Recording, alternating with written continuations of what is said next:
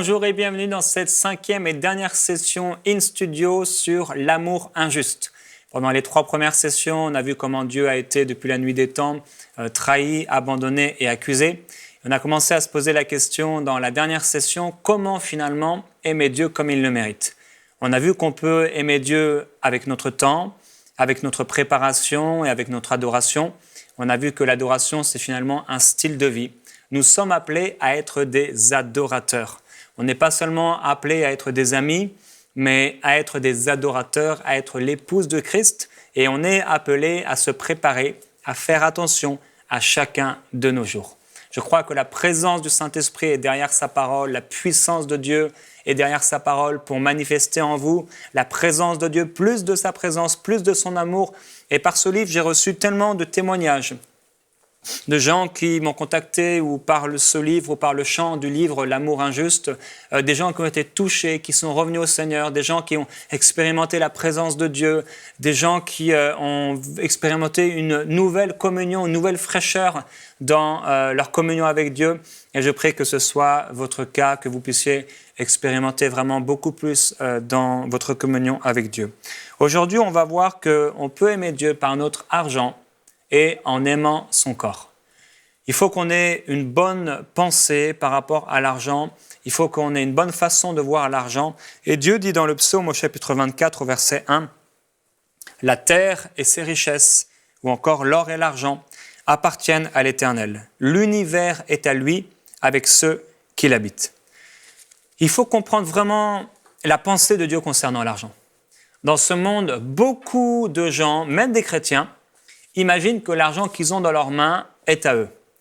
On dit à Dieu, je te donne toute ma vie, etc. Mais au moment de faire l'offrande, on se pose des questions et on raisonne d'une manière toute humaine.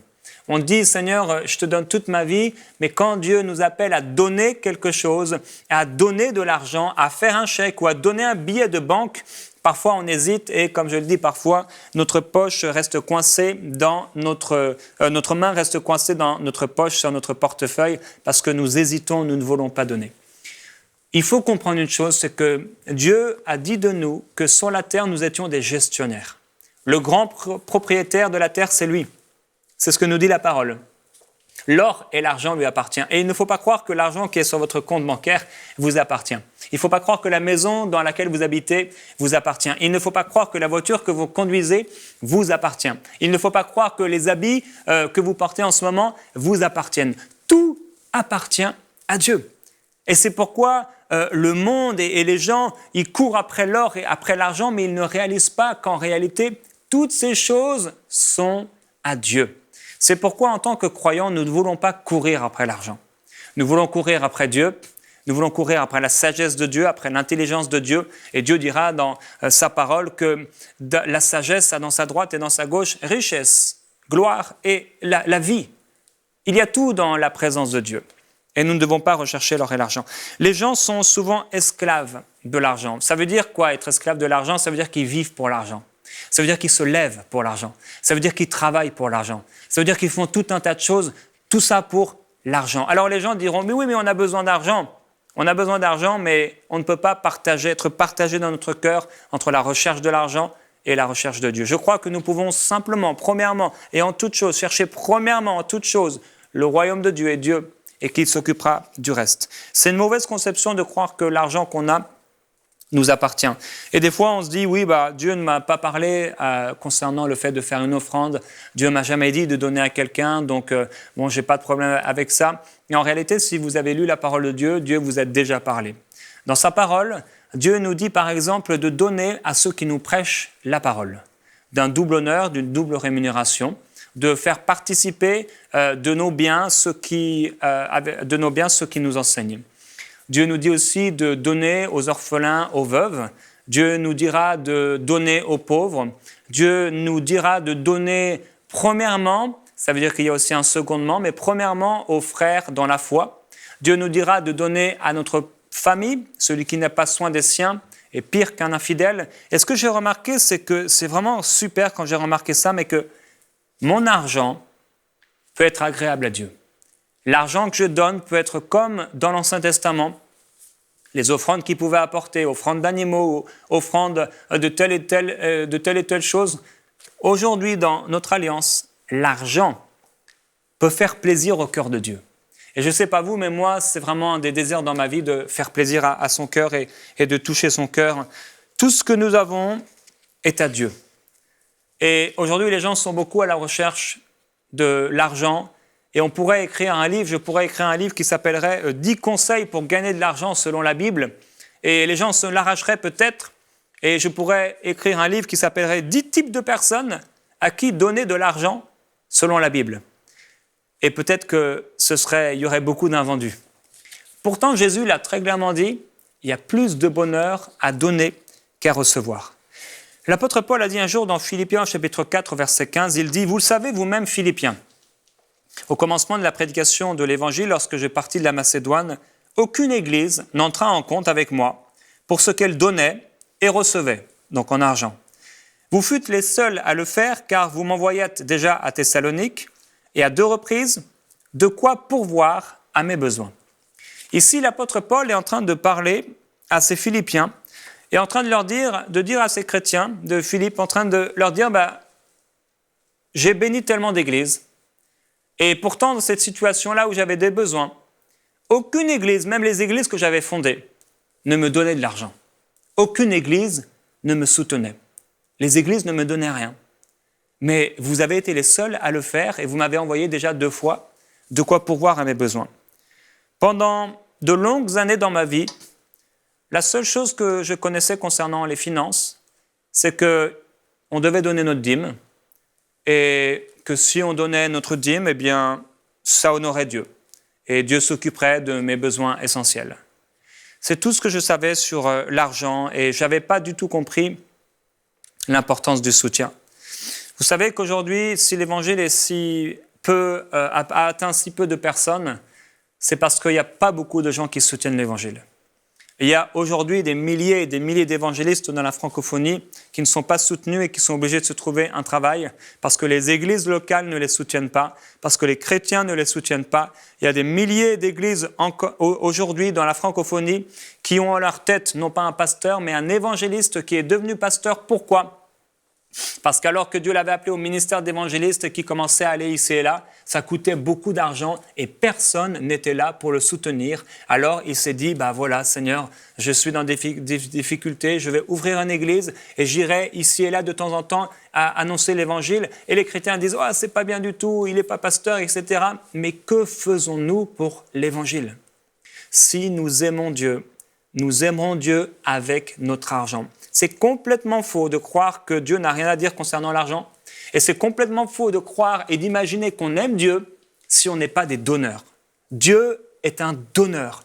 Depuis la nuit des temps, il a donné. Il n'a fait que de donner. Il a couvert Lucifer de pierres précieuses. Il lui a donné des instruments. Il a donné Ève pour Adam. Il a donné des animaux à Ève et à Adam. Il a donné, il a donné son Fils unique. Il n'a fait que de donner. Il a donné le salut. Il a donné le Saint-Esprit. Il a donné la guérison. Il a donné la paix. Il dit, je vous donne ma paix. Je ne vous donne pas comme le monde donne. Dieu est un donneur. Et quand j'ai réalisé que Dieu était un donneur, je me suis dit, mais je veux être un donneur. Vous savez, je suis né en France.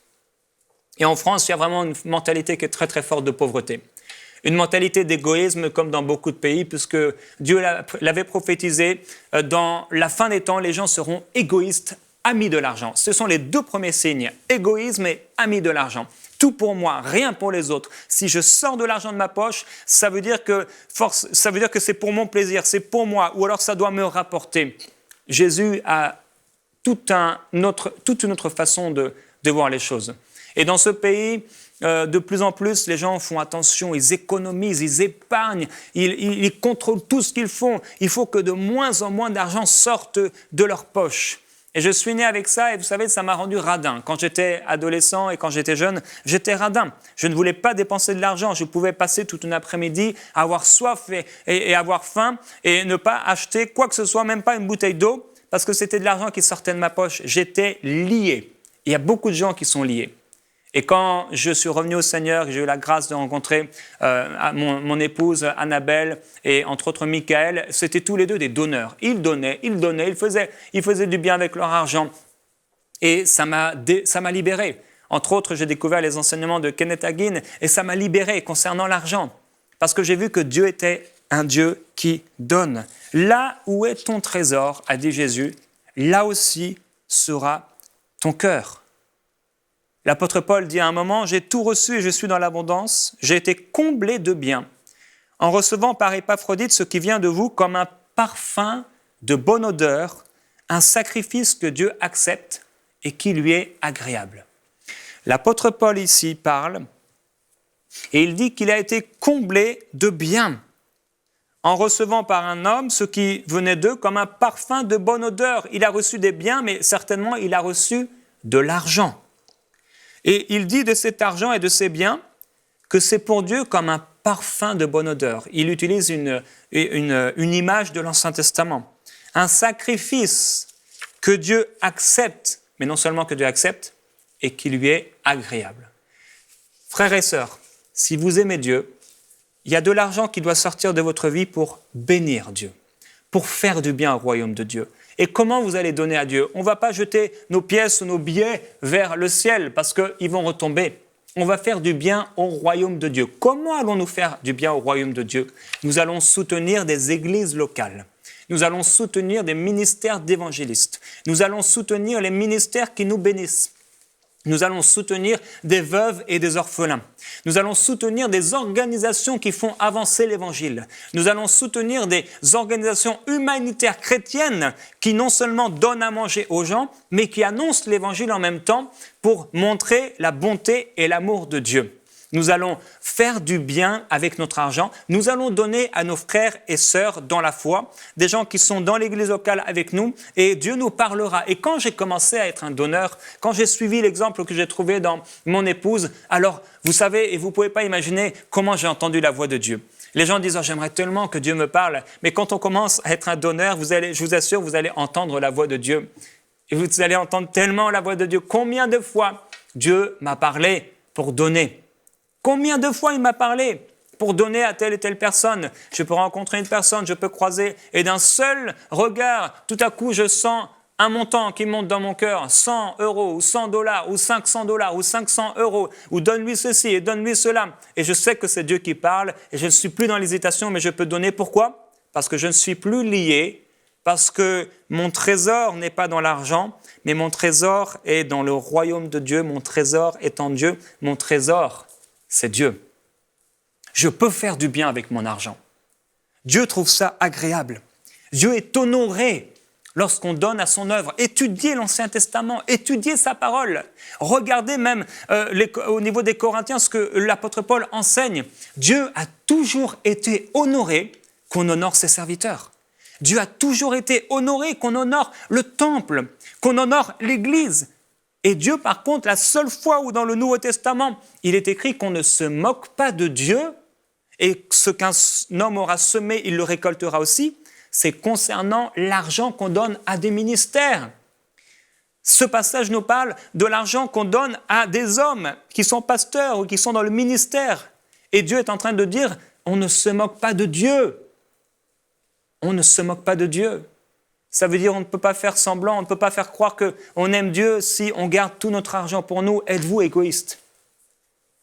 On peut, vous savez, économiser pendant longtemps pour aller en vacances. On peut économiser, on peut dépenser beaucoup d'argent pour une voiture. Avez-vous déjà économisé pour donner? Avez-vous déjà mis de côté de l'argent pour donner?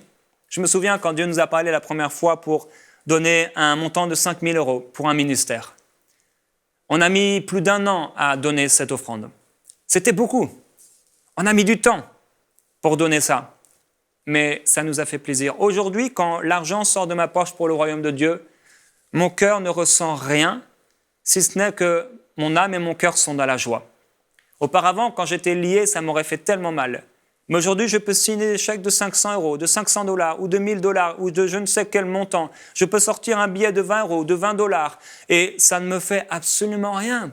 Ça ne vient pas blesser mon cœur, parce que je ne suis pas en train de poursuivre l'or et l'argent. Et quelqu'un dira « Oh, mais Jérémie, c'est parce que tu as de l'argent. Oh, Jérémie, c'est parce que toi, tu as un ministère et les gens te soutiennent. » Si vous saviez, j'étais dans mon église locale en région parisienne il y a quelques années. Et on vivait avec mon épouse avec un découvert autorisé de 1 000 €. On était constamment dans ce découvert autorisé, ou parfois au-delà. Et un jour, un dimanche matin, dans mon église locale, on recevait des serviteurs de Dieu. Et il y avait des serviteurs de Dieu. Et quand les serviteurs de Dieu arrivaient, le pasteur proposait toujours de faire une semence spéciale pour ces serviteurs de Dieu. Et un jour, alors qu'on était encore dans le rouge, je me souviens avoir entendu cette voix « Tu ne peux pas donner ». J'ai su que ce n'était pas Dieu parce que Dieu ne dit jamais « tu ne peux pas donner ». Dieu dit « tu peux ». Alors j'ai dit non, je vais continuer à donner. Et j'avais pris la résolution de donner à chaque ministère qui passait dans mon église. Avez-vous déjà donné aux ministères qui vous ont bénis? Avez-vous déjà donné à votre pasteur? Certaines personnes disent oui, mais moi je donne ma dîme et ça salarie le pasteur, mais ce n'est pas une offrande. Certaines personnes gagnent 1 153 € et ils vont donner 115,30 € pour leur dîme.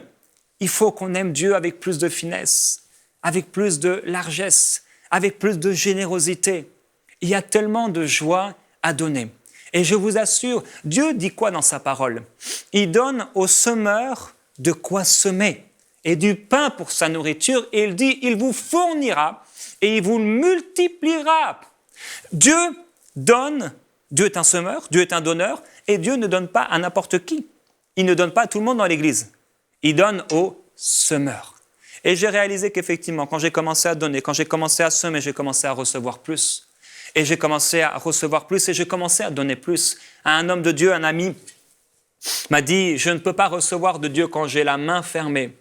Mais quand je commence à donner aux autres, c'est alors que Dieu peut me donner. Oui, Dieu donne aux semeurs de quoi semer. Et je veux vous encourager, mon frère, ma sœur, à donner votre dîme. On pourrait en parler pendant longtemps. Vous savez, il y a des gens qui nous parlent et ils sont comme ces disciples qui étaient là, choqués de cette femme qui venait et qui a déposé un parfum de grand prix qui équivalait à une année de salaire d'un ouvrier moyen. Et ils sont là en train de dire « Oh, on aurait pu vendre ce parfum et le donner aux pauvres. » Mais qui va parler de mon argent? Ce n'est pas leur argent. C'est mon argent. Et certaines personnes prêchent contre la dîme. Oh, c'est la loi, c'est ceci, cela, c'est cela, etc. Jésus n'a jamais parlé contre la dîme. Il a parlé contre le cœur qui était de ceux qui donnaient, que ce soit dans l'Ancien Testament ou dans les évangiles. Le problème, c'est le cœur. Et certaines personnes, ils prêchent contre la dîme, mais laissez-moi aimer Dieu avec mon argent. Jésus dira à ses disciples, ne faites pas de la peine à cette femme. Ne me faites pas de la peine, laissez-moi donner à Dieu ma dîme, parce que j'aime Dieu. Et si je donnais simplement ma dîme au centime près ou à l'euro près, alors peut-être que je devrais me poser une question, finalement, est-ce que je suis en train de payer une taxe? Parce que quand on donne au centime près, on est en train de payer quelque chose. C'est pourquoi je ne paye pas ma dîme. Je donne à Dieu. Et votre dîme, donnez-la fidèlement. Donnez-la chaque mois à Dieu. C'est une alliance avec Dieu, une alliance d'amour. Vous ne donnez pas pour recevoir, et je ne donne pas la dîme pour recevoir, je donne la dîme parce que j'aime Dieu. Mais commencez à arrondir à la dizaine, à la centaine, et pourquoi pas au millier près. Commencez à arrondir, commencez à aimer Dieu plus largement, parce qu'en réalité, oui, la façon dont vous allez utiliser votre argent démontre la façon dont vous aimez Dieu. La façon dont vous allez utiliser votre argent va démontrer la valeur qu'a l'argent à vos yeux. Et on n'a pas tous, et l'argent n'a pas tous la même valeur pour nous. En réalité, Dieu n'est pas choqué par l'argent. Les gens peuvent être choqués. Oh, cette personne-là, il a une voiture qui coûte 20 000 €. Mais qu'est-ce que c'est qu'une voiture qui coûte 20 000 € devant la grandeur de notre Dieu? Alors les gens diront, ah oui, mais il faudrait qu'il donne cette voiture ou qu'il s'achète une voiture plus petite, plus minable. On a tous une valeur qu'on attache à l'argent. Et peut-être si vous êtes choqué d'une voiture qui coûte 20 000 €, c'est parce que vous ne vivez pas à ce niveau financier. Mais peut-être que votre voiture coûte 5 000 €, mais il y a des gens en Inde qui n'ont même pas un vélo. Et ils pourraient vous dire, mais vous devriez vous acheter une mobilette et m'envoyer tout votre argent. Finalement, c'est un cercle vicieux. Finalement, c'est toujours une question de qui regarde qui. Finalement, la question, c'est mon cœur. Les gens n'ont pas à me juger concernant ce que je fais avec mon argent. Je veux que mon argent soit un sacrifice que Dieu accepte et qu'il lui soit agréable. Je veux faire du bien avec mon argent. Je veux être là où Dieu me veut et je veux combler de bien les gens et faire du bien avec mon argent. Alors on peut donner, et je veux vous poser la question, avez-vous déjà donné 100? Avez-vous déjà donné 500? Avez-vous déjà donné 1000? Avez-vous déjà donné 2000 ? Avez-vous déjà économisé en disant « je vais donner à la maison de Dieu » ? La Bible dit que chacun donne, comme il l'a résolu en son cœur, sans tristesse ni contrainte, car Dieu aime celui qui donne avec joie. Et Dieu peut vous combler de toutes sortes de grâces, afin que, possédant en toutes choses de quoi satisfaire à tous vos besoins, vous ayez encore en abondance pour toute œuvre bonne. Le verset commence en disant que chacun donne. Il faut que chacun donne. C'est bien la dîme, mais Dieu nous appelle à donner des offrandes. Que chacun donne comme il l'a résolu en son cœur. Ne donnez pas sous pression. Ne donnez pas parce que vous êtes manipulé. Ne donnez pas parce que quelqu'un vous dit « si vous donnez 1000, vous aurez 100 000. Si vous donnez 500, vous aurez plus de dettes. Si vous aurez 1000, alors Dieu sera avec vous. » Non, Dieu est déjà avec nous, qu'on donne ou qu'on ne donne pas.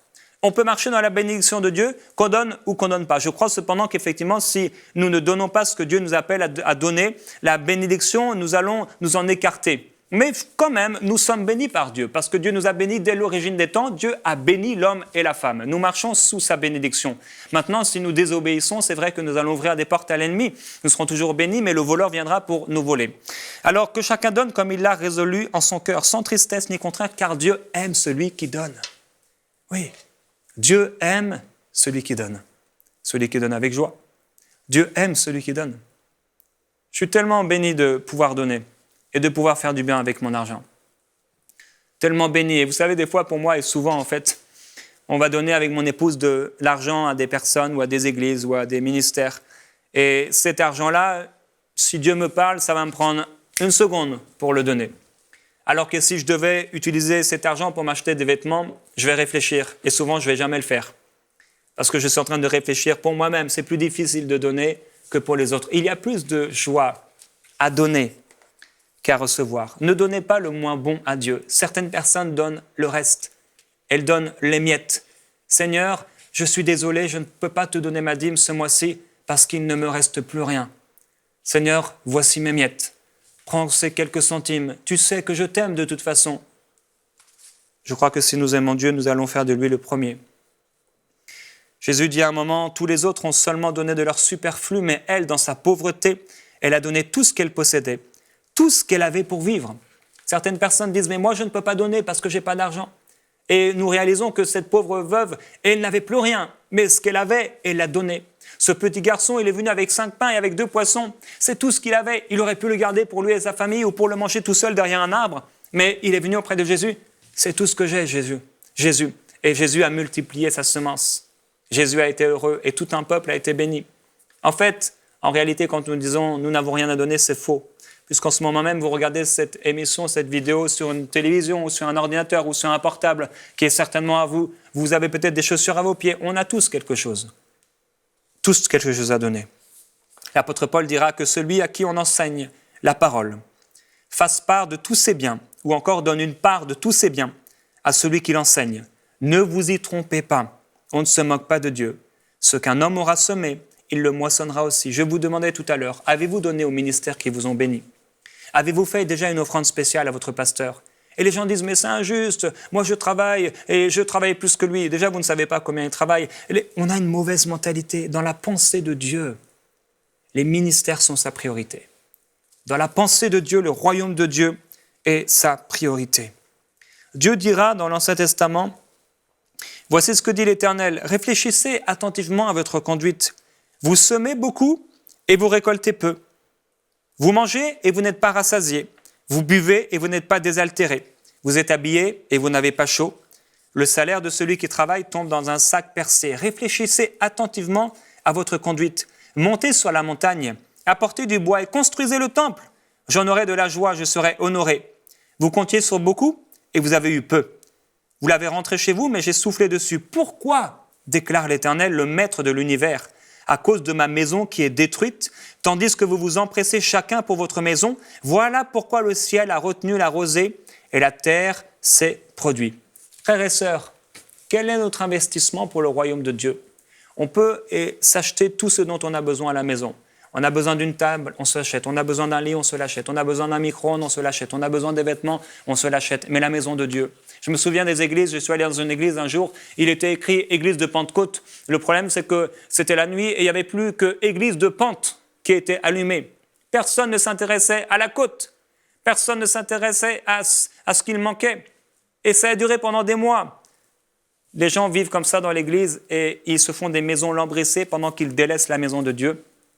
Je me souviens dans mon église locale, quand j'étais jeune, les gens prenaient pour les tables sur lesquelles on pouvait manger, ils enlevaient les portes et ils mettaient les portes pour en faire des tables. Frères et sœurs, la mentalité de pauvreté, ce n'est pas la mentalité de Dieu. Dieu est un Dieu généreux. Dieu est un Dieu d'amour et on peut aimer Dieu avec notre argent et en aimant son corps, l'Église. C'est pourquoi Dieu nous veut dans une Église locale. Et dans cette Église locale, je suis formé. Dans cette Église locale, je suis équipé. Dans cette Église locale, je donne de mon temps, je donne de mon argent, je donne de mes prières, je m'investis. Dans cette Église locale, c'est là où je vais m'épanouir, c'est là où je vais grandir, c'est là où je vais investir dans le royaume de Dieu. C'est là où je pourrai offrir à Dieu. J'offrirai à Dieu de mon argent, j'offrirai ma dîme, j'offrirai mes offrandes, j'offrirai à Dieu. Un jour, quand on était en région parisienne, c'était au début d'Enseigne-moi, il y a une amie qui était assistante sociale, elle est venue à la maison et on parlait d'argent ce soir-là. Et en disant ce qu'on gagnait, elle nous a dit « Vous êtes parmi la catégorie la plus pauvre de France ». Pourtant, frères et sœurs, on avait tout ce dont on avait besoin. Finalement, l'argent, ce n'est pas vraiment un problème. Dieu pourvoit de mille et une façons. Ne focalisez pas vos yeux sur l'argent. Nous, par exemple, on nous avait prêté une maison gratuitement.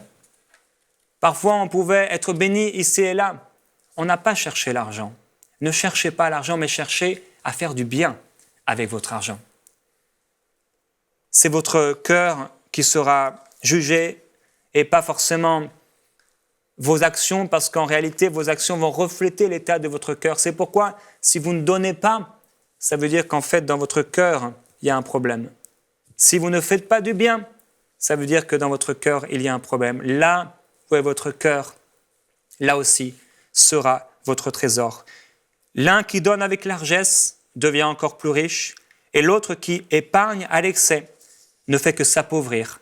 Celui qui est généreux connaîtra l'abondance, et qui donne à boire aux autres sera lui-même désaltéré.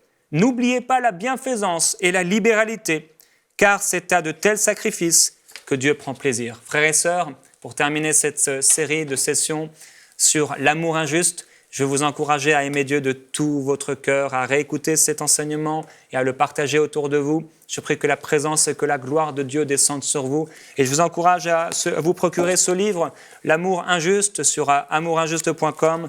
Dedans, il y a le même livre en version audio. Où que vous habitiez dans le monde, que ce soit en Afrique, en Europe ou ailleurs, nous vous offrons les frais de port et vous pouvez, pour quelques euros, vous le commander et bénéficier des révélations que Dieu m'a apporté. Je vous bénis encore au nom de Jésus et je vous encourage à aimer Dieu, à ne pas le trahir, à ne pas l'abandonner, à ne pas l'accuser, mais à aimer Dieu en faisant attention à votre temps, en vous préparant, en devenant un adorateur, en donnant et en aimant son Église. Vous êtes bénis et frères et sœurs, je vous bénis. Aimons Dieu et soyons pour Dieu un vase d'honneur jusqu'à son retour, car le Seigneur arrive bientôt chercher une épouse qui s'est préparée.